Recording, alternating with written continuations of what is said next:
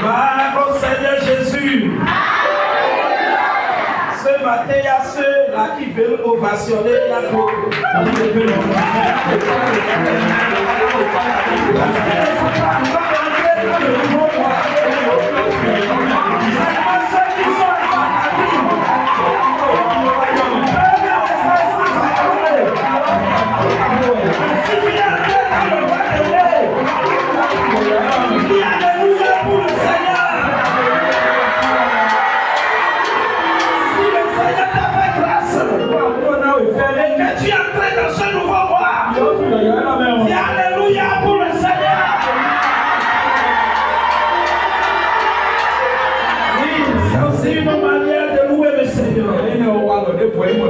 Être reconnaissant pour ses œuvres.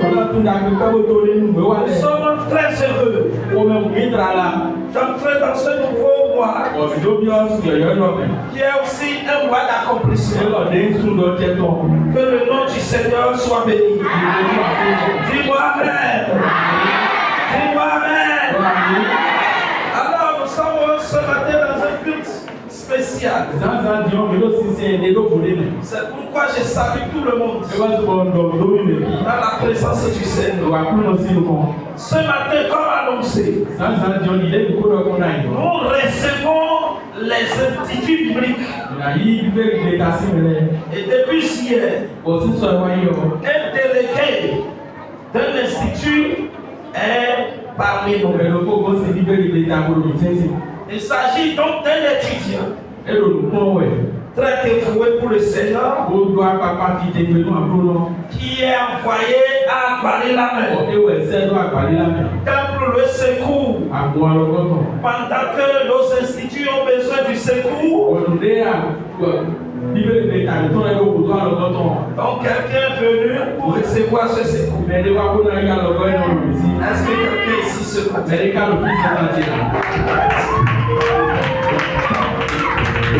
Amen.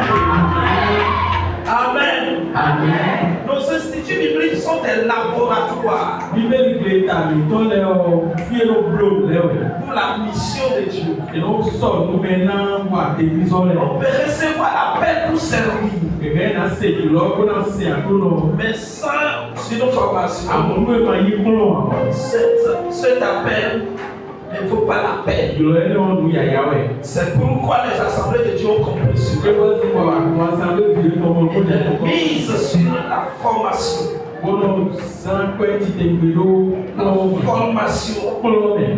De ceux-là qui sont appelés à plein temps. Une formation de 4 ans. Afin d'être équipé pour servir le Seigneur. Et nous avons 2 instituts bibliques. Celui de Dassa et celui de Natitebo. Actuellement, ces 2 instituts sont tournés dans les régions de la Lama, de l'Atlantique Nord, de l'Atlantique Sud et dans le littoral. Donc nous les accueillons. Le porte-parole de ce matin, c'est l'étudiant pasteur en 3e année, prêt à sortir avec le pasteur Alessandre le 16 mai prochain. Il s'agit de Kenou Alphonse, qui va prendre la chair et dire l'évangile du Seigneur. C'est au pied de ta croix que je trouve le réconfort. Je n'ai plus peur de rien quand je suis loti dans tes bras. C'est au pied de ta croix, c'est au pied de ta croix que je trouve le réconfort. Je n'ai plus peur de rien, je n'ai plus peur de rien quand je suis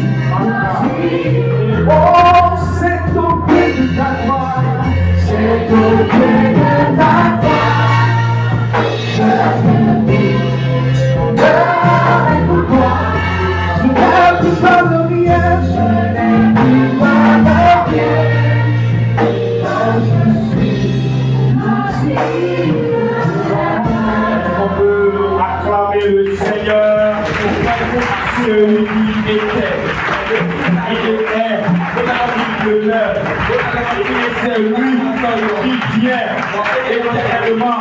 Acclame-le encore. Gloire à Dieu. Alléluia. Amen. On peut s'asseoir. Mon Dieu, cher papa, cher diacre, pasteur adjoint, soyez bénis au nom de Jésus. Bonjour, chère maman également. Soyez bénis au nom de Jésus. Amen. Toi qui es là ce matin, je sais que tu es déjà béni au nom de Jésus. Amen. Je dis merci à Dieu, l'auteur de ma vie et de mon appel. Merci à nos papas de l'Institut biblique de l'Assemblée de Dieu du Bénin qui ont porté leur choix sur moi de m'envoyer ici à Akbarila. Je dis aussi merci à mon papa, le président de la JAD nationale, ainsi que notre maman, le pasteur adjoint qui est mon doyen, au nom de Jésus. Amen. Merci de l'avoir accueilli. Alors ce matin nous sommes dans Genèse 28, verset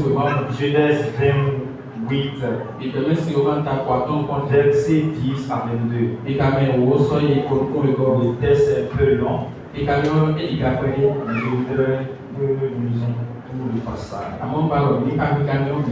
Et si quelqu'un est là, la personne va nous servir la version qui est à sa portée. Genèse 28, verset 10 à 22. Amen. Genèse 28, verset 10 à 22. Jacob partit de Beersheba et s'en alla à Aram. Il atteignit un endroit où il passa la nuit, car le soleil était couché. Il prit l'une des pierres de l'endroit. Il le plaça sous sa tête et il se coucha à cet endroit. Il eut un rêve. Voici qu'une échelle était dressée sur la terre. Et son sommet touchait le ciel. Et les anges de Dieu y montaient et y descendaient. Or, l'Éternel se tenait au-dessus d'elle.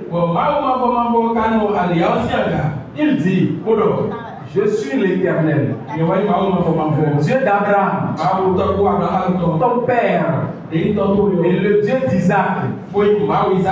La terre sur laquelle tu es couché, je te la donnerai à toi et à ta descendance. Amen. Ta descendance sera innombrable comme la poussière de la terre. Tu t'étendras de l'ouest et à l'est. Amen. Au nord et au sud. Amen. Toutes les familles de la terre seront bénies en toi et en ta descendance. Voici, je suis moi-même avec toi. Je te garderai partout où tu iras. Et je te ramènerai dans ce territoire. Car je ne t'abandonnerai pas avant d'avoir accompli ce que je te dis. Jacob s'éveilla de son sommeil et dit: certainement l'Éternel est présent en cet endroit. Et moi, je ne le savais pas. Il eut de la crainte et dit: tout cet endroit est redoutable. Ce n'est rien moins que la maison de Dieu. C'est la porte des cieux. Jacob se leva de bon matin Il prit la pierre qu'il avait placée sous sa tête. Il l'érigea en stèle et versa de l'huile sur son sommet. Il donna le nom de Bethel à cet endroit. Mais la ville avait d'abord porté le nom de Luz. Jacob fut vœu en disant: si Dieu est avec moi et me garde sur la route où je vais,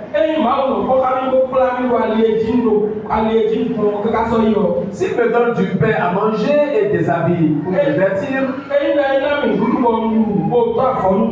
et si je retourne en paix à la maison de mon père, alors l'Éternel sera mon Dieu. Cette pierre que j'ai érigée en stèle sera la maison de Dieu. Je te donnerai la dîme de tout ce que tu me donneras.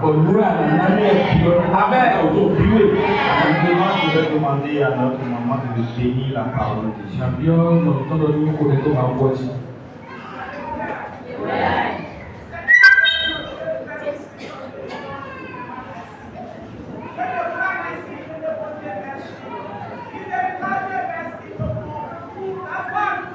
Encore ce matin dans ta maison.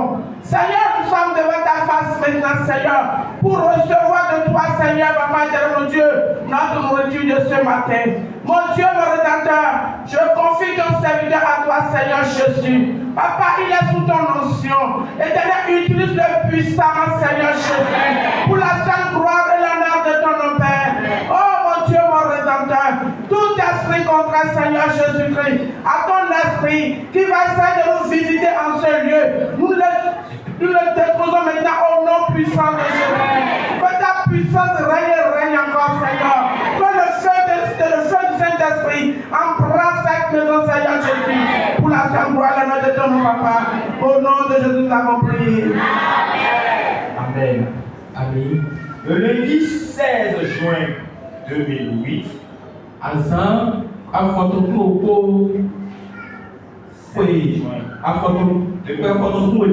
dans l'histoire diplomatique béninoise, a eu lieu une rencontre entre le dirigeant libyen Mohamed Kadhafi et son homologue Boni Yahi. Cette rencontre des deux personnages devait se déboucher sur la signature de plusieurs accords, notamment dans le domaine militaire, agricole et technique. Si les hommes que Dieu a créés en son image ont une telle initiative remplie d'intérêt, ils fortifient leurs relations les uns envers les autres afin de sauver leur peuple d'une situation ou bien satisfaire leurs besoins. Ça ne serait pas le Dieu d'Israël, le créateur de tout. Il ne fera pas le contraire. De la même manière, Dieu, pour sauver son peuple de la main des oppresseurs, il fait des rencontres avec des hommes ou des femmes qu'il a choisis pour accomplir cette tâche bien définie. Dieu nous raconte d'une manière ou d'une autre, d'un lieu à un autre, pour un but précis. C'est partant de cette illustration que je vous propose comme thème de mon sermon de ce matin.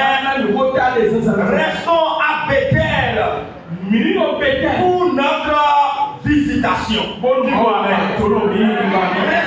à Bethel pour notre visitation divine. Dans ce message, nous verrons quelques personnages bibliques qui ont eu la visitation divine. Et nous allons voir l'importance de la visitation divine. Et quand il parle des attitudes à tenir pour une visitation divine.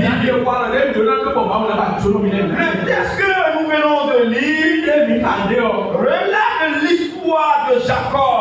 Il se déroule au moment de sa fuite de la maison de son père.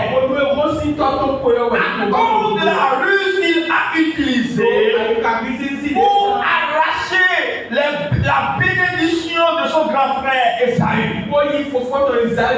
Et par les conseils de ses parents, Jacob quitte la maison de son père. C'est pour éviter la tragédie familiale.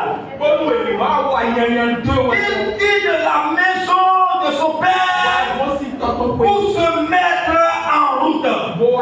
C'est pendant ce voyage qu'il s'arrête à un lieu appelé Luz, qui sera plus tard Bethel. Le lieu où Dieu se révèle à lui d'une manière particulière et intime. Il montre à Jacob qu'il est le présent. Il est avec lui. Par la suite, Dieu lui donne une promesse de bénédiction. Sans oublier qu'il sera une grande nation. Donc voilà dans la vie de Jacob. Jacob, plusieurs choses le poursuivaient. Mais il est poursuivi par son passé. Poursuivi par l'oppression familiale. Poursuivi par la pression de son acte, de son péché. Avant un jour, Dieu l'a rencontré. C'est pour cela que je déclare sur la vie de quelqu'un ce matin, dans ce mois de mai, que Dieu te visite. Que Dieu te visite. Que Dieu se révèle à toi. Dès que Dieu s'est révélé à Jacob, Dieu va se révéler à toi. Dieu va se révéler à toi. Et ça sera le début d'un nouveau changement. Ça sera le début d'une nouvelle histoire. Ça sera le début d'une nouvelle gloire. Au nom de Jésus. Gloire à Dieu. Jacob a quitté la maison de son père avec une bénédiction arrachée. Une bénédiction corrompue. Qui ne l'avantage pas. Mais à Bethel, Dieu va changer la bénédiction. Dieu va métamorphoser les choses. Gloire à Dieu. Bien-aimés dans le Seigneur, si nous disons restons, c'est un verbe du premier groupe conjugué à la troisième personne, à la première personne. Il signifie continuer à exister, persister, subsister.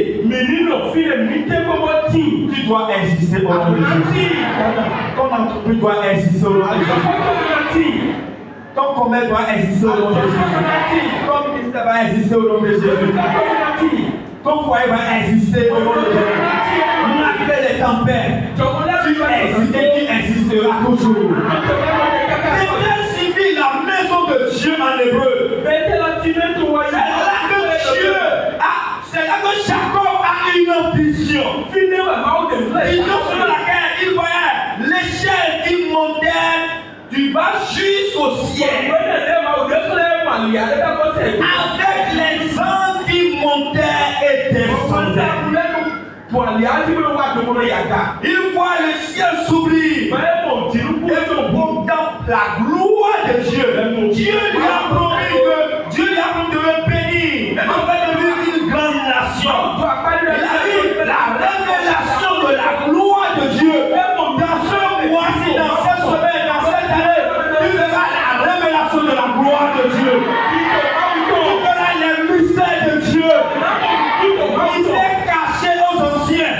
Il s'est caché à tes parents. Il s'est caché aux hommes anciens de ce pays. Dieu te révélera les choses. Dieu te donnera fonctionner, comment tu vas faire ton commerce, comment tu vas marcher, comment tu vas créer ton entreprise pour la gloire de son Seigneur. Dieu révèle à Jacob.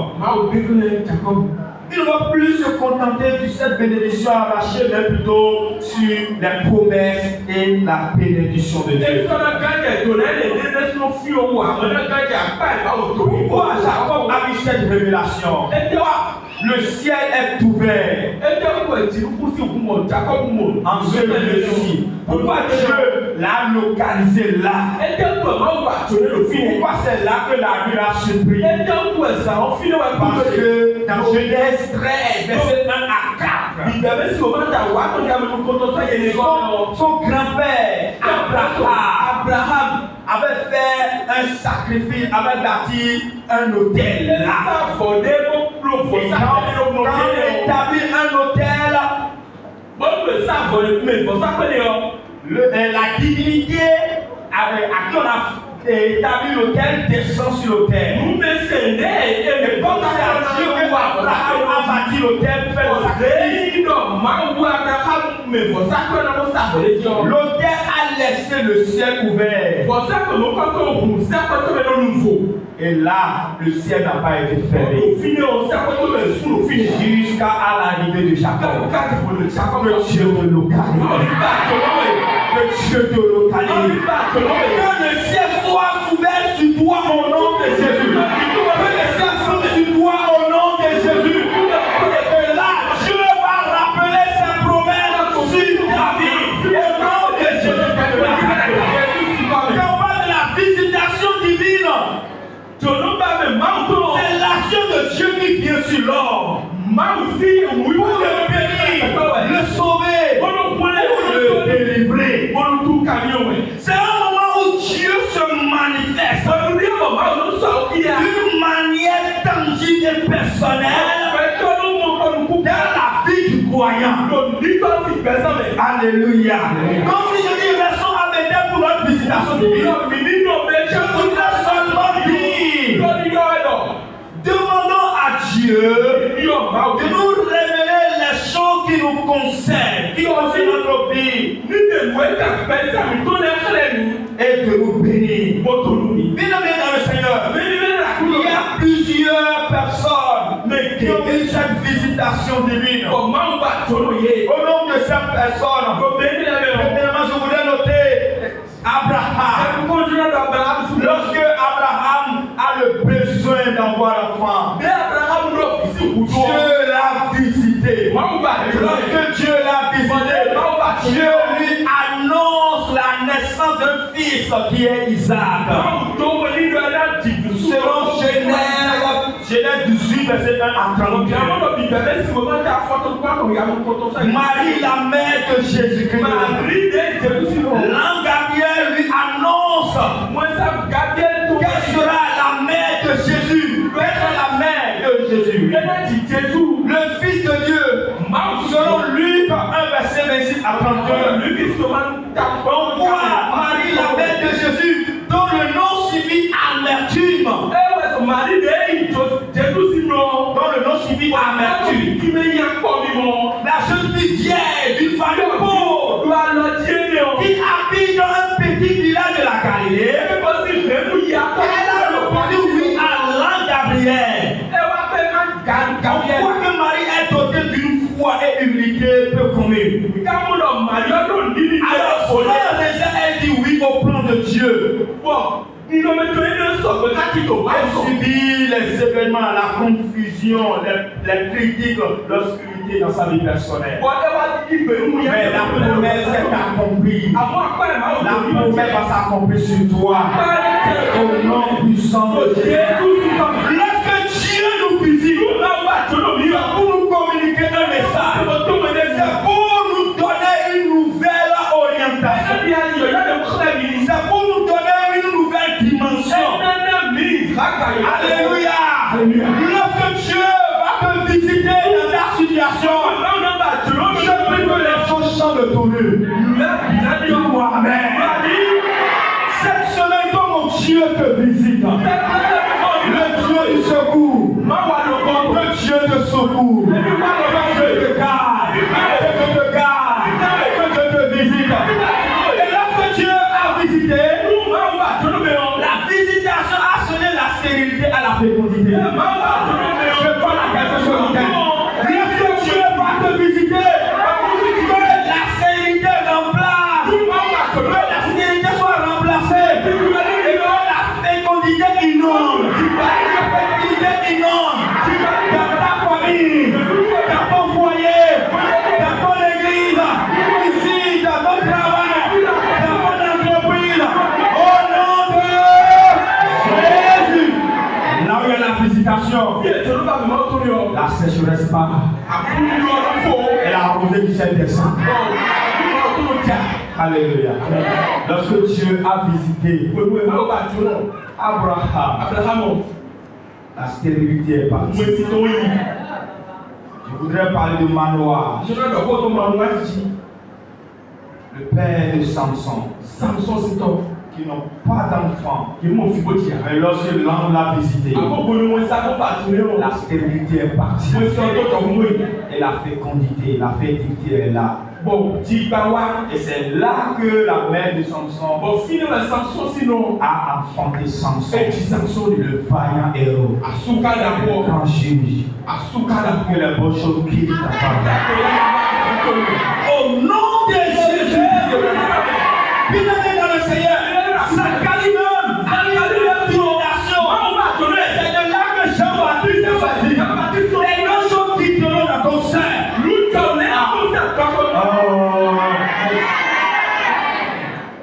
Lorsque Dieu nous visite, il déplace les obstacles. Il nous laisse enlève les contraintes.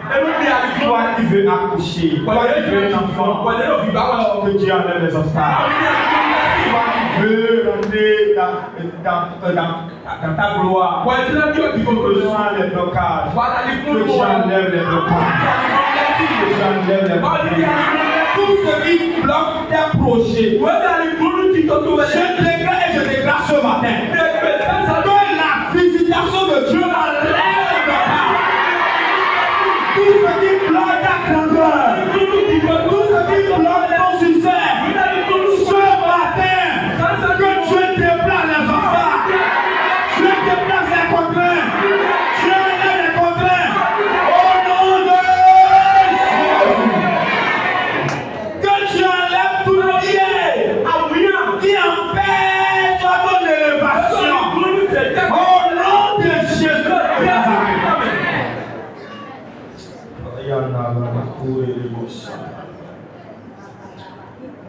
Lorsque Pierre se retrouve dans la prison, la prison l'a empêché de ne pas partager l'évangile. Là, je suis à Acte 12, verset 1 à 10. Mais lorsque l'ange l'a visité, il a dit que la prison, les portes des prisons s'ouvrirent. Toute prison qui t'ont gardé, gardé ta gloire, gardé ton élévation. S'ouvre le nom de Jésus. Devant la visitation de Dieu, rien ne bloque. La prison s'ouvre au nom de Jésus. Je brise les calebasses. Dans ce mois de mai, tu es sans limite. Dans ce mois de mai, tu es sans limite. Sans blocage, sans contrainte. Au nom de Jésus de Nazareth. Dans ce mois de mai, pas de contrainte. Au nom de Jésus de Nazareth. Les prisons s'ouvrent. Les captifs sont libérés. Les foyers sont libérés. Les pouvoirs sont libérés. Les étoiles sont libérées. Au nom de Jésus-Christ. Les foyers sont libérés. Les promesses sont libérées. Les entreprises sont libérées. Les projets sont libérés. Les finances sont libérées. Au nom de Jésus. Ton succès qui a été gardé par une main, elle libère ce succès. Elle libère ce matin. Au nom de Jésus. Ta paix est libérée. Ta joie est libérée. Ton sourire est libéré. Au nom Bien-aimés dans le Seigneur, vous vous demandez si Dieu peut faire quelque chose. Je voudrais te dire, même si tu oublies, il ne faut pas oublier. Lorsque le soleil de l'amour de Dieu rencontre les nuages de nos chagrins, l'arc-en-ciel des promesses de Dieu apparaîtra sur nous.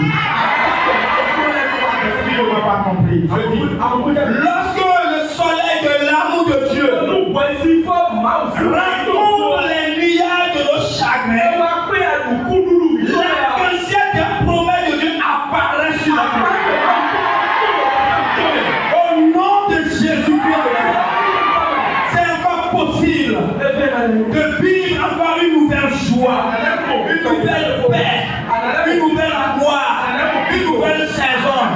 Au nom de Jésus, je voudrais juste encourager de ne pas avoir peur, de ne pas douter, car Dieu a encore des choses à te faire. Le rôle de la visitation,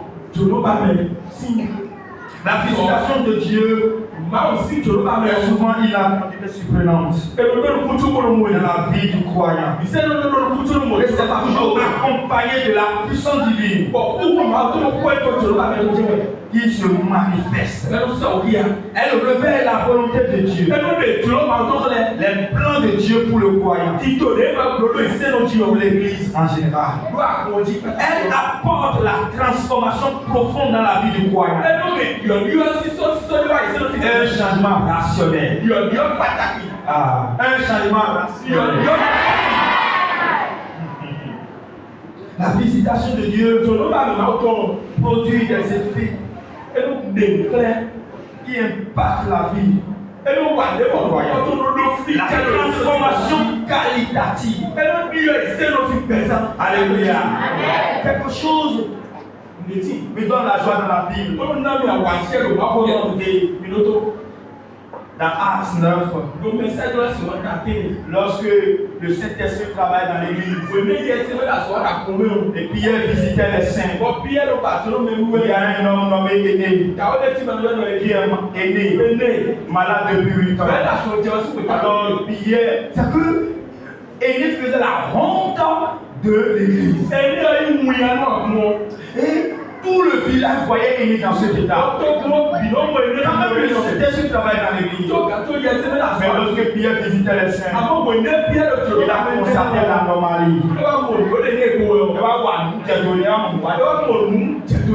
Il avait Aîné couché. Il a dit Aîné, aujourd'hui, Jésus te guérit. Lève-toi et marche. Je voudrais dire à quelqu'un, toute anormalité dans ta vie est ôtée ce matin. Anomalie corporelle, anomalie spirituelle, anomalie physique, anomalie financière, anomalie matrimoniale. Sois ôtée ce matin. Sois ôtée ce matin. Sois ôtée ce matin. Sois ôtée ce matin. Sois ôtée ce matin. Toute anomalie qui est dans ton organisme, qui est dans ton projet, qui est dans ton commerce, qui est dans ta vie, dans ta destinée, sois corrigé ce matin. Sois corrigé ce matin. Lorsqu'il y a la visitation, le Saint-Esprit corrige les anomalies. Le Dieu corrige les anomalies. Les anomalies financières sont corrigées. Au nom de Jésus, tu vas vivre une nouvelle transformation dans ton foyer, dans ton point de tes activités. Le miracle. Dieu va agir dans les domaines de ta vie. Et ça soit tangible et palpable. Et ils vont témoigner. Ceux-là qui constataient les anomalies de ta vie, ils vont acclamer ton Dieu. Ils vont acclamer Dieu. Tu sais le Dieu qui est fort. Au nom de Jésus. Papa, m'impressionne dans la Bible. Dans Actes 14, verset 7 à 14. Lorsque Pierre et Paul est parti pour évangéliser, il est rentré dans la ville de Lille. Il a vu un homme malade depuis sa naissance. Qu'est-ce que Dieu ne peut pas corriger? Qu'est-ce que Dieu ne peut pas te faire? Qu'est-ce que Dieu ne peut pas te faire? Quand je voudrais te dire ce matin, même si c'est héréditaire, que la visitation va arriver. Même si c'est ancestral, que Dieu corrige. Que Dieu corrige. Que Dieu corrige. Connaissance, que Dieu corrige. C'est toi que ça change. C'est toi que ça change. C'est toi que ça change. Car tu sais un Dieu. Car tu sais un Dieu qui transforme. Qui transforme. Qui métamorphose. Pierre et Paul a constaté ce paralytique. C'est pour le dans le village. Et Paul a dit, tu es guéri. Et ce corps malade, paralytique depuis la naissance, est guéri. Il est guéri. Une maladie cachée dans son organisme est extirpée au nom de Jésus. Reçois par la foi dans ta chromosome, dans ton organisme, dans tes gènes, dans le monde de tes modelés, diabète, hépatite, tension, sois exprimé, reçois la guérison au nom de Jésus. Que Dieu te peigne, maladie, maux de genoux, les reins, que Dieu enlève ces maladies. Au nom de Jésus-Christ, maladie financière, maladie matrimoniale, maladie, je ne sais quoi, soit exprimé au nom de Jésus. C'est toi, et ce homme, paralytique, c'est pour nous, s'est levé. Il a commencé par glorifier Dieu. Ce qui m'étonne, tous ceux-là qui voyaient cet homme dans cet état, ils ont dit en langue laconienne. Les dieux sous forme de chair sont visités. Toi aussi tu vas témoigner. Et ils se sont donnés à Christ. Alors la visitation a eu de l'impact. Et l'église est remplie. L'église sera remplie au nom de Jésus. Au nom de Jésus. Bien-aimés dans le Seigneur. Lorsque Dieu nous visite, cela se manifeste. La gloire de Dieu se manifeste. Et la gloire de Dieu est célébrée. Aucune visitation de Dieu ne reste cachée. La visitation de Dieu révèle la manifestation de la gloire de Dieu. Ce qui doit être célébré. C'est l'un des buts de la main de Dieu dans la vie du croyant. Il est important que Dieu te visite. Mais la visitation de Dieu change les donnes dans ta vie au nom de Jésus. Laisse la gloire de Dieu sur ta tête au nom de Jésus. Président, quelles sont les attitudes? La confiance en Dieu. Les épreuves ne doivent pas être un obstacle qui nous sépare de Dieu. Non. Au contraire, elles peuvent être une occasion de progresser dans le domaine de la fidélité. Confions-nous à Dieu.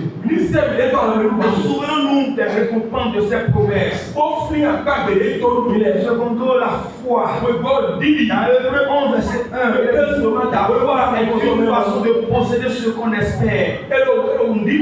C'est un moyen d'être sur les réalités qu'on ne voit pas. Selon ma version, la version Sauveur. C'est un élément important pour vivre pleinement dans la gloire et la grâce de Dieu. Nous qui doit se développer à travers la parole. Et Dieu met en nous la capacité de garder les regards fixés sur lui. Et par la foi, nous croyons que la promesse de Dieu sur notre vie est déjà effective. Alléluia. Peu importe les réalités environnantes qui nous entourent, la foi est la monnaie qui achète dans le monde surnaturel de Dieu.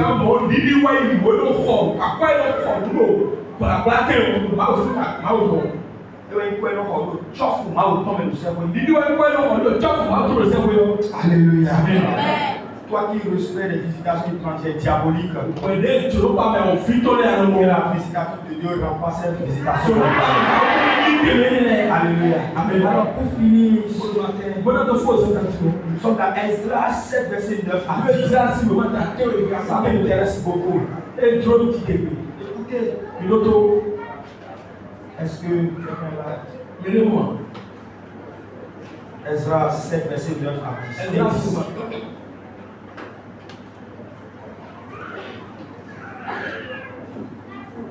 Alléluia. Amen. Esdras. Oui. 7, verset 9 et 10.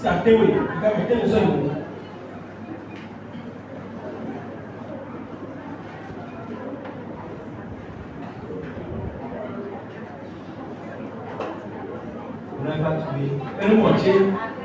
Il était parti de Babylone. Le premier jour du premier mois. Et il arriva à Jérusalem le premier jour du septième mois. La bonne mère de son Dieu étant sur lui. Il faut personnifier ce verset. Il faut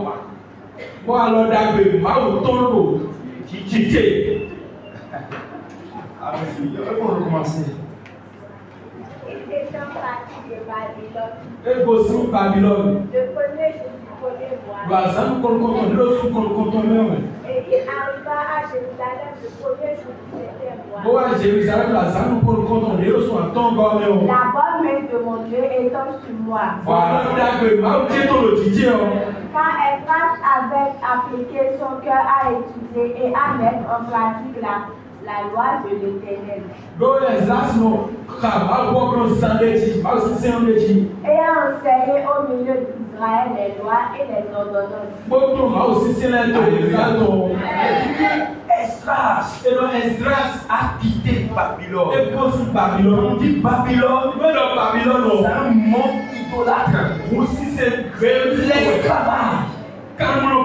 Alors Esdras a quitté Babylone. Aujourd'hui, Babylone pour toi, tu le sais, ce mois-ci, ne reste plus à Babylone. Ne reste plus à Babylone. Va à Jérusalem. Va à Jérusalem. La porte des cieux. Et là, lorsque tu vas appliquer la parole, la main de l'Éternel soit sur toi. Que la main de l'Éternel soit sur toi. Et tout ce qui va essayer de te retenir à Babylone, que l'épée de Dieu les coupe. Que l'épée de Dieu les coupe. Au nom de Jésus. Amen. Amen. On va finir. Lève-toi, nous allons prier. David Seigneur, dans ce mois de mai, que tu les visites. Que rien ne me retient à Babylone. Et que ta main soit sur moi. Prie au nom de Jésus.